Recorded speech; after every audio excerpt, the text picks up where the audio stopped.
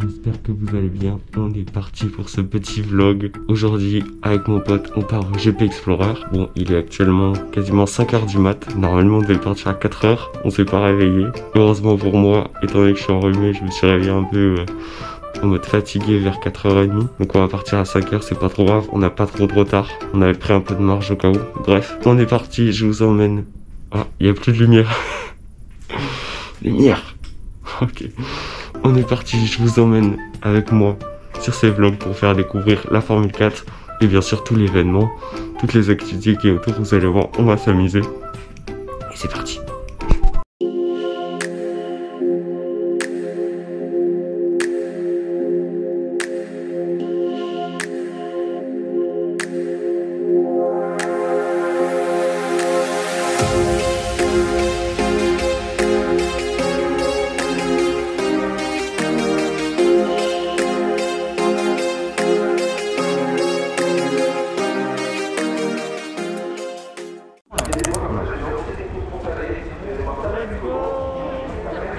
Ok, donc les amis, comme vous pouvez le voir, on est arrivé au GP Explorer. Je vous fais cette petite voix off. Donc on est bien arrivé, un petit peu en retard, mais on va se placer pour le début des essais libres. Malheureusement, on a raté l'arrivée des pilotes et leur sortie des stands.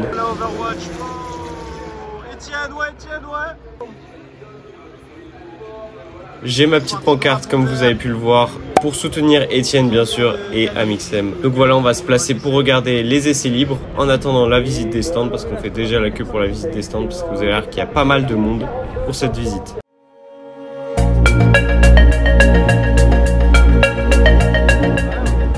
Donc voilà, il est déjà midi 15, les essais libres se sont finis depuis à peu près 1 heure. Donc là, on arrive pour la visite des stands, on est vraiment très bien placé, on est dans les premiers. Donc après avoir passé sous le tunnel, sous la piste en fait, on se retrouve là devant ces deux grandes tribunes qui se font face, qui sont gigantesques. Et nous, on est tout au pied et on va pouvoir voir les stands de plus près. C'est vraiment assez impressionnant. À ce moment-là, j'avais vraiment l'impression d'être un privilégié, vraiment un peu un VIP. C'était une expérience de fou, on était tout au bord de la piste. Donc voilà, on s'approche avec ma petite GoPro pour filmer tout ça.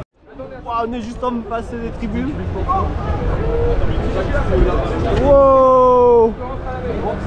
Alors malheureusement on n'a pas pu faire tous les stands parce qu'on s'est dit qu'on allait faire d'abord les stands du fond parce qu'il y aurait moins de monde, et au final après en revenant vers les premiers stands, là on voit d'ailleurs le stand de Wargaming, le stand de Overwatch également, et après en revenant au début du coup on n'a pas pu, ils commençaient à fermer les premiers stands, enfin à faire avancer la foule, donc on n'a pas pu revenir proche pour revoir les premiers stands. Donc on va voir quand même une bonne moitié des stands à partir de Squeezie, de Squeezie et Gotha. On s'est un peu approché du stand Gentlemates. On a vu aussi les deux stands Alpine, on a vu celui de NordVPN, donc voilà, on en a vu quand même pas mal.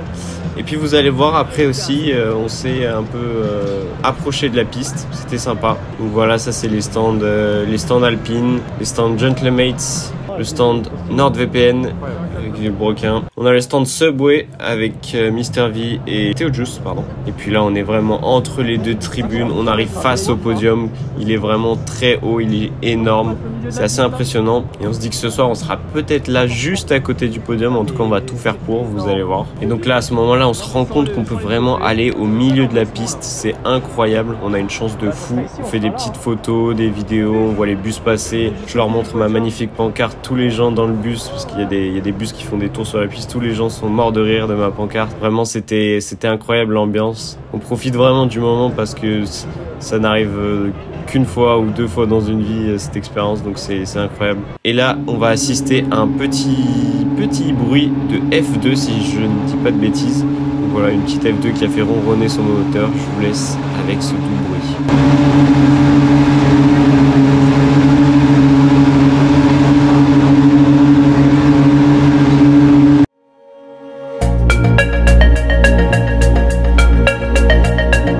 En direct là-bas, on le voit pas.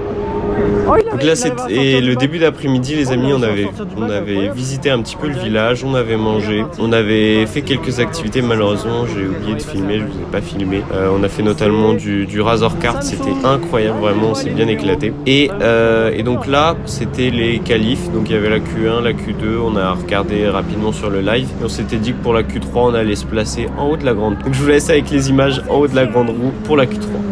Ok les gars, c'est parti, on fait la grande roue pendant la Q3. Ok les gars, on est en haut. Je fais sur Insta en même temps, je regarde les qualifs.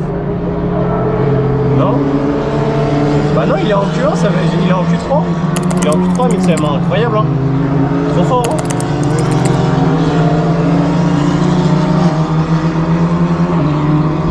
En fait, le top 1 constructeur, ça va se jouer avec entre World of Tanks et NordVPN avec Villebrequin.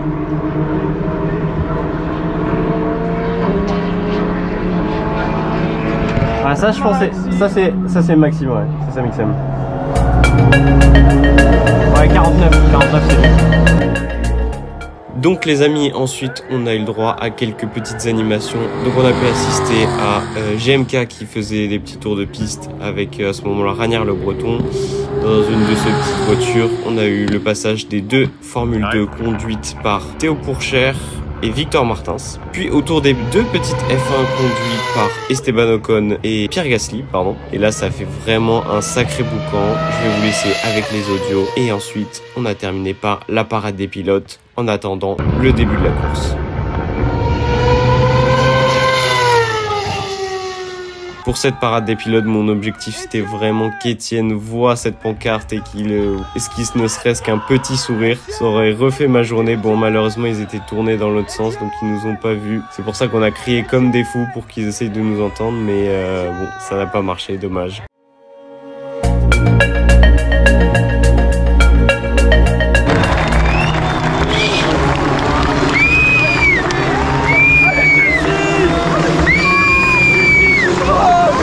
18h30 vient l'heure de la course, donc avec les deux premiers tours de formation comme vous pouvez voir, il y avait une ambiance de dingue. Malheureusement on n'avait pas de place assise dans les gradins parce qu'effectivement il y avait du monde de partout. Mais on avait décidé de se placer au niveau du Dunlop parce qu'on s'était dit que c'était là qu'il y aurait potentiellement le plus de spin ou de back. Et donc voilà, on a décidé de se placer là et puis après on réfléchissait quand même déjà à l'envahissement du podium. Et on se disait qu'il faudrait se rapprocher pendant la course le plus possible de l'arrivée. Donc au fur et à mesure de la course, on allait commencer à se rapprocher de la ligne de départ, la ligne d'arrivée, et du podium pour pouvoir être bien placé au moment de l'envahissement, au moment où ils ouvriraient les portes. Donc voilà, je vous laisse avec les quelques moments filmés de la course. Je vous avoue, j'essaie de profiter aussi un maximum. Et je vous laisse avec les vidéos de l'envahissement. On n'était pas trop mal placés.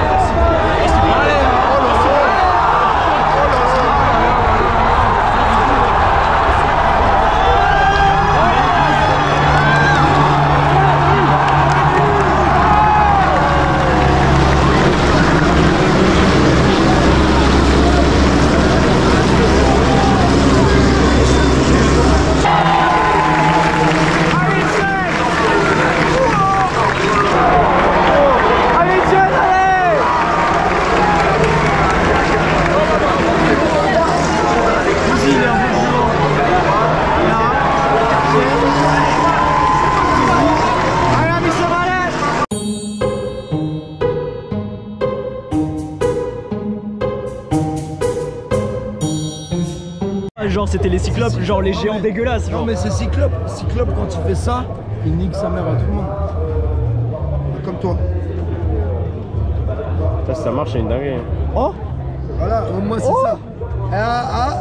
Attends. Laisse. Attends.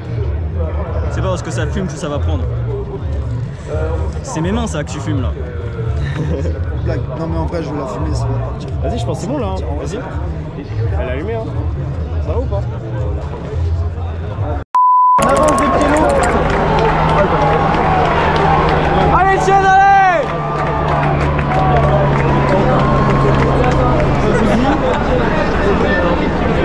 Vas-y.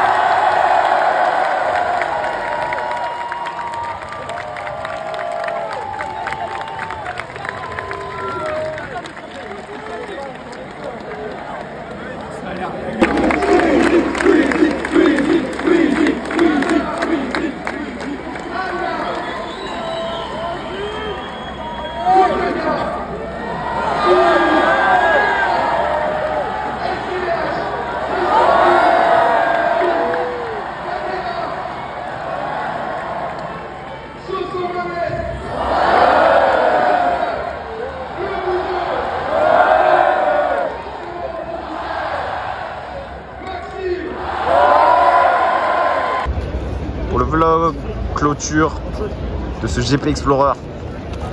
Et je suis encore trop petit.